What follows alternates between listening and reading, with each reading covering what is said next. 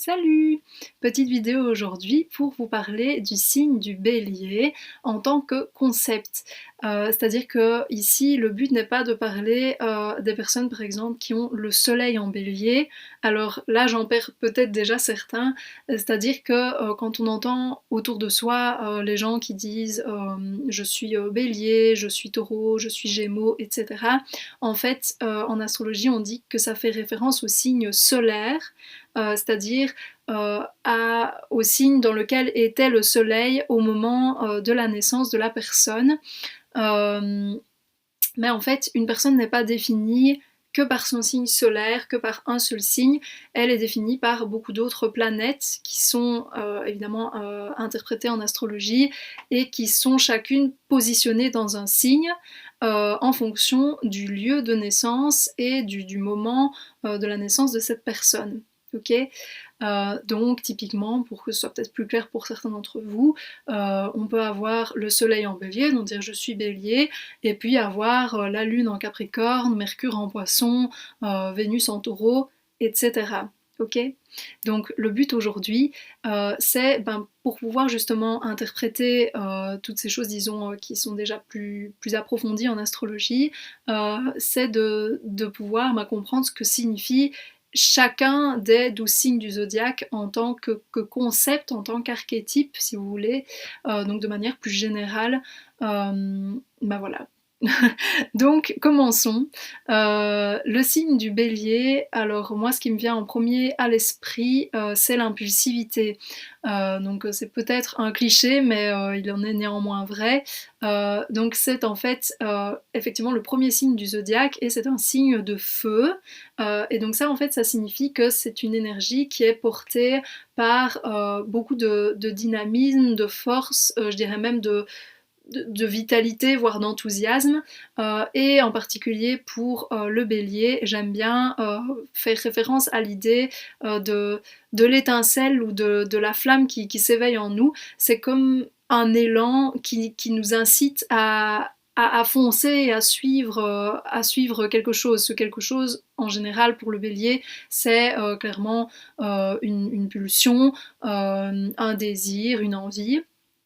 Le bélier étant d'ailleurs un signe qui est associé directement à l'action, donc en fait d'entrer en action. C'est pour ça que vraiment cette idée de l'élan qui nous prend et à partir duquel on agit est, je pense, fondamentale pour bien s'imprégner de ce que signifie le bélier en astrologie. Autre élément important pour cette énergie, c'est le fait qu'elle est ancrée dans le présent. De nouveau, si vous retenez le fait que c'est la première énergie, enfin le premier signe du zodiaque, je trouve que c'est assez simple de le retenir. En fait, le bélier, il initie justement parce qu'il suit ses instincts, il suit ses pulsions, et donc voilà, il commence les choses, si vous voulez, ça représente symboliquement ce premier souffle, cette première envie j'ai même envie quasi de dire cette envie de vivre, mais bon là on est peut-être déjà dans des choses un peu trop philosophiques, soit. Et donc justement quand le bélier va aller à la poursuite justement de ses désirs, quand il va suivre ses pulsions, et ben on va trouver une autre de ses caractéristiques, c'est qu'il va le faire de manière égoïste. Donc il ne faut pas être perturbé en fait par l'usage ici de ce terme. Je dis ça parce qu'il y en a qui peuvent tout de suite penser à l'égoïsme en tant que défaut. Et je tiens à préciser, ici et pour le reste des vidéos d'ailleurs, que personnellement, je trouve qu'en astrologie, c'est pas une bonne idée de réfléchir aux signes en termes de qualité ou de défaut, parce que je trouve que ça permet pas bien en fait de comprendre une personne, vu que l'astrologie permet de comprendre les autres ou de se comprendre soi. Je trouve que alors on est beaucoup plus dans le jugement. Or, au final, qu'est-ce qui est bien, qu'est-ce qui est mal, qu'est-ce qui est considéré comme une qualité ou un défaut, ça dépend de nos valeurs personnelles et de notre culture et d'autres choses.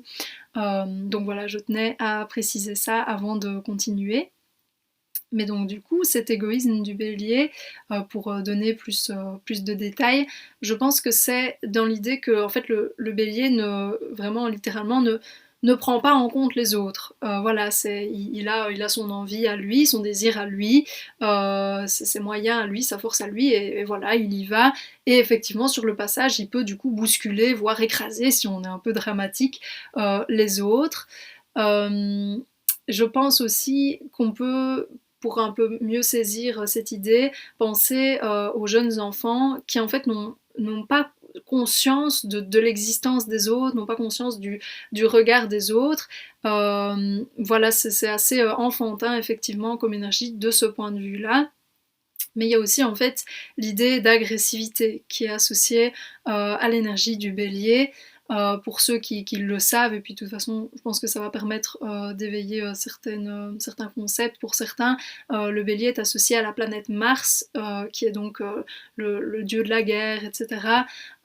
Et effectivement, le bélier en fait est vraiment associé à oui, à notre capacité à être assertif, à pouvoir effectivement être combatif, à faire face à l'adversité, etc. Et on observe que justement c'est une énergie qui tire beaucoup de sa motivation et de sa force du fait d'être en conflit, ou en tout cas d'être en opposition avec quelqu'un, ou face à un événement.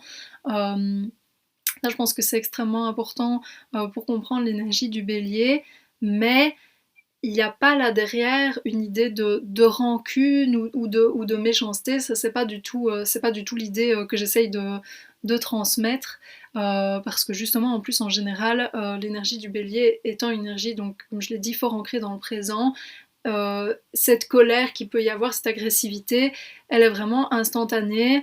Et pour le bélier, c'est pas que ça ne signifie pas grand chose, mais en tout cas, l'idée ne va pas être du coup de rester dans la colère volontairement contre quelqu'un pendant des jours et des semaines et des mois. D'accord. Voilà, c'est pas l'idée du tout.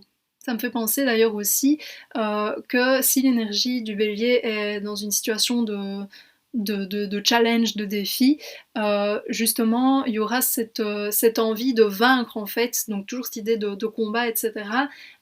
Mais cette envie donc de réussir, de vaincre, selon moi, elle est motivante pour le bélier, pour lui-même, et pas dans l'idée de montrer aux autres qu'il est le meilleur, qu'il a réussi, etc. C'est plutôt donc toujours dans cette idée de compétition, vraiment de force brute. Et d'ailleurs, tout ce qui est l'énergie physique, c'est vraiment associé au signe du bélier également.